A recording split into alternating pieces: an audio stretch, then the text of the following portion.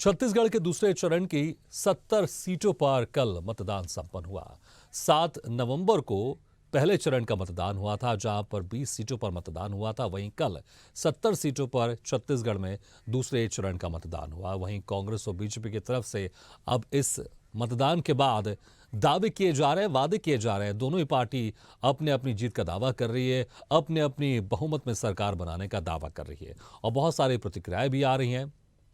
2 चरणों में छत्तीसगढ़ में मतदान हुआ था। पहला जो चरण था वो 7 नवंबर को 20 सीटों पर संपन्न हुआ। दूसरा चरण था वो 70 सीटों पर संपन्न हुआ। टोटल मिला के 90 सीटें हैं छत्तीसगढ़ में। अगर हम 2018 का आंकड़ा देखें तो वहां पर 71 सीटों पर कांग्रेस जीती थी, तो वहीं 15 सीटों पर बीजेपी जीती थी। तो वोटिंग के बाद स्ट्रांग रूम में जमा किए ईवीएम मशीनों में प्रत्याशियों का भविष्य कैद हो गया है। अब 3 दिसंबर को फैसला आएगा, 3 दिसंबर को नतीजे आएंगे और ये तय होगा कि जो जीत का दावा कर रहे हैं, वादा कर रहे हैं, वो जीत किसके खाते में जाएगी। कमरों में बंद हुआ है पार्टियों का भविष्य। स्ट्रांग रूम में ईवीएम में कल जनता ने अपने पसंदीदा उम्मीदवारों को लेकर वोट डाला है। ईवीएम मशीन में अब उनका भाग्य कैद हो गया है। अब 3 दिसंबर को रिजल्ट आएगा। कड़ी सुरक्षा के बीच देर रात तक चलता रहा काम। तो अब हर कोई इंतजार कर रहा है 3 दिसंबर का। देखना होगा कि 3 दिसंबर को कौन सी पार्टी जीतती है।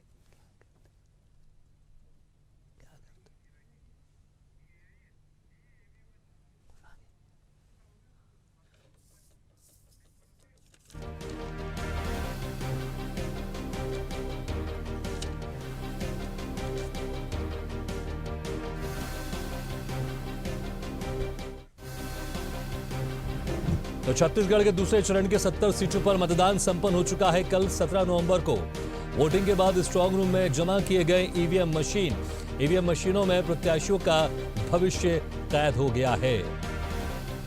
अब 3 दिसंबर को नतीजे आएंगे तो देखना होगा कि जो भी पार्टियां दावा कर रही थी, जिस तरह से दोनों पार्टियों का चुनाव प्रचार प्रसार चल रहा था, इस चुनाव प्रचार में कौन आगे था या कौन पीछे था, ये 3 दिसंबर को समझ में आ जाएगा। और अगर कोई चुनाव प्रचार प्रसार बेहतर भी कर रहा था, लेकिन क्या जनता को वो समझाने में कामयाब रहे कि हमारी पार्टी को वोट दीजिए, हमारे उम्मीदवारों को वोट दीजिए, ताकि हम आपका भविष्य और बेहतर कर सकेंगे। और जिस तरह से गारंटियां दी गई हैं दोनों पार्टियों की तरफ से, कांग्रेस की तरफ से गारंटी दी गई, बीजेपी की तरफ से मोदी गारंटी दी गई है, क्या ये गारंटी कितनी कारगर साबित होती है और कौन किन गारंटियों पर यकीन करता है, ये भी देखने वाली बात होगी। लेकिन जो भी फैसला होगा 3 दिसंबर को सामने आ जाएगा। अब कुछ ही दिन बाकी हैं। अब सभी उम्मीदवारों का भविष्य ईवीएम में कैद हो गया है।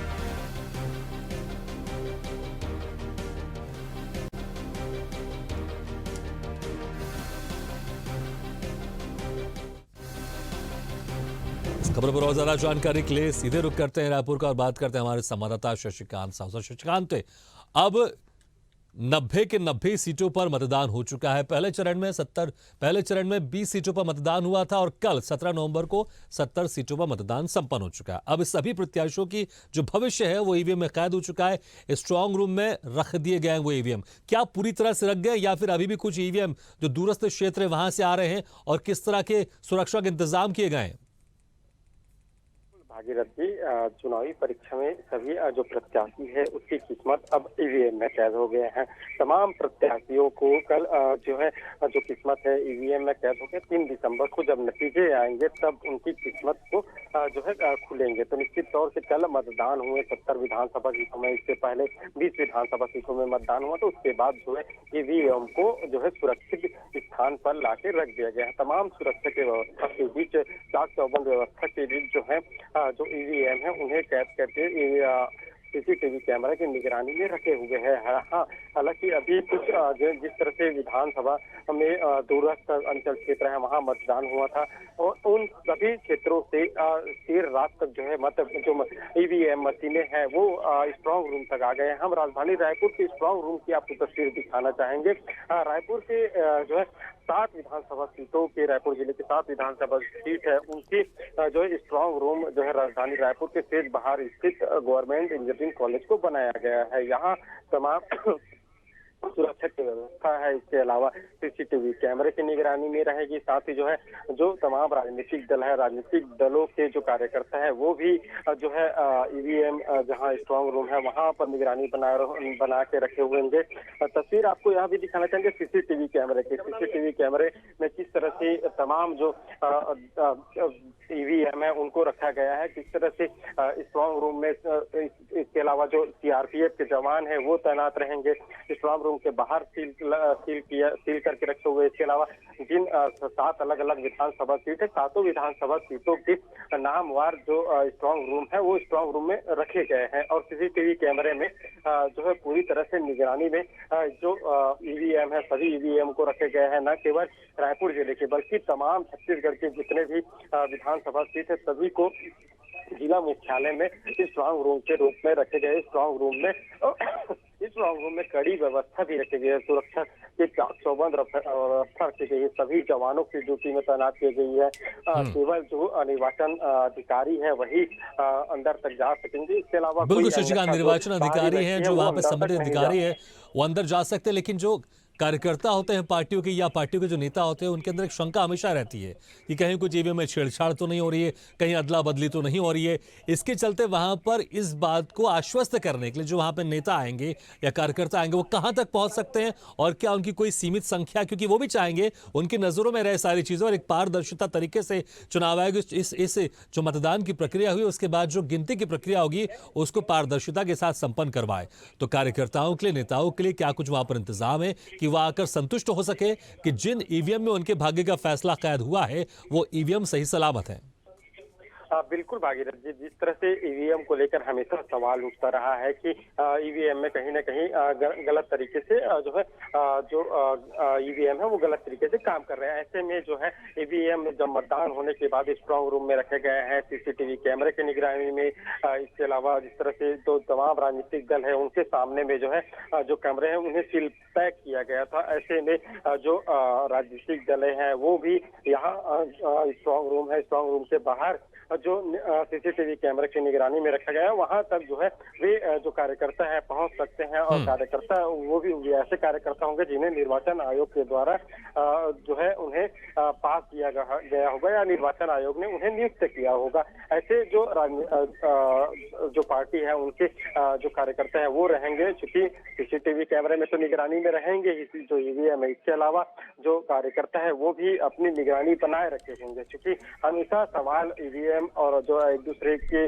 जो राजनीतिक दल है एक दूसरे पर उठाते हैं। ऐसे में इस तरह के निष्पक्ष चुनाव और निष्पक्ष जो है रिजल्ट आए इसको लेकर पूरी तरह से निगरानी, सुरक्षा और जो राजनीतिक दल है वो सभी मिलकर जो है सुरक्षा को लेकर मद्देनजर ईवीएम को सुरक्षित रखे हुए हैं। जी, अब 3 दिसंबर को यह पता चलेगा कि जब नतीजा सामने आएंगे सरकार पे कौन बढ़ती है और कौन से प्रत्याशी है जिसकी किस्मत खुलती है। जी शशिकांत, हम सुरक्षा को लेकर भी जानना चाहेंगे वहां पर किस तरह के सुरक्षा इंतजाम किए गए हैं, किस तरह का एक दायरा बनाया गया है और कितने वहां पर पुलिसकर्मी तैनात हैं, और कोशिश की जाती है कि ताकि की जो गिनती है वो भी सही सलामत चले लेकिन सुरक्षा की दृष्टि से भी किसी तरह की समस्या नहीं हो, क्योंकि सुरक्षा बहुत अच्छी होनी चाहिए। इसको लेकर आप क्या देख पा रहे हैं, किस तरह का एक दायरा है सुरक्षा को लेकर?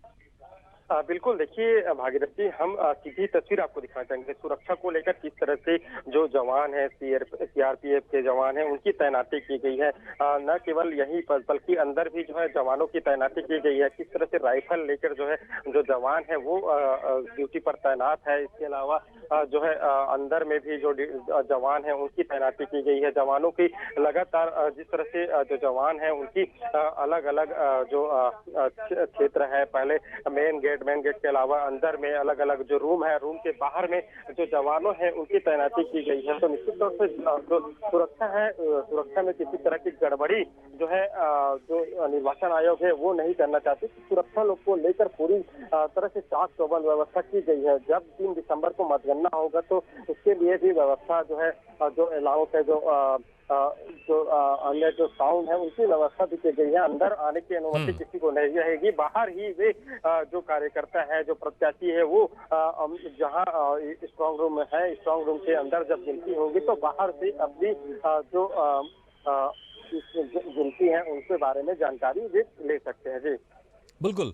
और शशिकांत, क्या पूरे प्रदेश में जहां जहां वोटिंग हुई सभी ईवीएम यहां पर आ चुकी हैं या फिर अभी भी ईवीएम आने का सिलसिला है, और किस तरह से सुरक्षा के साथ उनको स्ट्रांग रूम तक लाया जा रहा है? बिल्कुल, देखिए स्ट्रांग रूम जिस तरह से जब मतदान की प्रक्रिया देर शाम तक चली, हालांकि कहीं कहीं ऐसा है जब जो मतदान की प्रक्रिया धीमी गति से थी, इसकी वजह से काफी देर तक जो है मतदान की प्रक्रिया चल रही थी। लेकिन जब पहले 20 सीटों पे पहले चरण में मतदान हुआ, वहाँ दूरस्थ काफी दूरस्थ क्षेत्र थे, तो वहाँ हालांकि आने में कुछ दिक्कतें हुई थी। लेकिन अब जब दूसरे चरण में 70 विधानसभा सीटों में मतदान हुआ तो ऐसी कोई तकनीकी बाधा नहीं। हालांकि जो है गरियाबंद में एक घटना जरूर हुई थी, लेकिन उसके बाद जब रूट को चेंज कर दिया गया, रूट को चेंज करने के बाद जो है वो भी ईवीएम स्ट्रांग रूम तक सुरक्षित पहुंचा दिया गया। तो ऐसे में देर रात तक जो स्ट्रांग रूम नहीं पहुंचे थे, तमाम मुख्यालय है वहां तक जो ईवीएम मशीनें हैं सुरक्षित पहुंचा दिए गए हैं, उन्हें लॉक भी कर दिया गया है। अब महज 3 दिसंबर का इंतजार सभी प्रत्याशी, इसके अलावा तमाम जो जनता है उन्हें 3 दिसंबर। बिल्कुल शशिकांत, तो अब सिर्फ 3 दिसंबर का इंतजार है सभी नेताओं को और सभी जनता को छत्तीसगढ़ की, क्योंकि अब वो चाहते हैं कि उन्होंने जिनको वोट दिया है वो जीत रहे हैं या हार है वो जानना चाहते हैं, और इसका परिणाम 3 दिसंबर को सामने आ जाएगा। शशिकांत, बहुत बहुत शुक्रिया इस तमाम जानकारी के लिए। तो कल 17 नवंबर को जो बाकी सीटें बची हुई थी 70 सीटें, वहां पर भी मतदान संपन्न हो गया है और सभी ईवीएम अपने स्ट्रांग रूम में पहुंच चुके हैं कड़ी सुरक्षा के साथ। अब 3 दिसंबर का सभी जनता का इंतजार है और सभी नेताओं का इंतजार है, प्रत्याशियों को उम्मीदवार है कि आखिर कौन जीतेगा, कौन मारेगा बाजी इस चुनाव में और किसकी सरकार बनेगी। ऐसे वीडियो के लिए लाइक करें, शेयर करें, फॉलो करें और यूट्यूब पर जाकर सब्सक्राइब करें और बेल आइकन को दबाना ना भूलें। और ताजा तरीन अपडेट के लिए स्वदेशलाइव.com पर जरूर जाएं।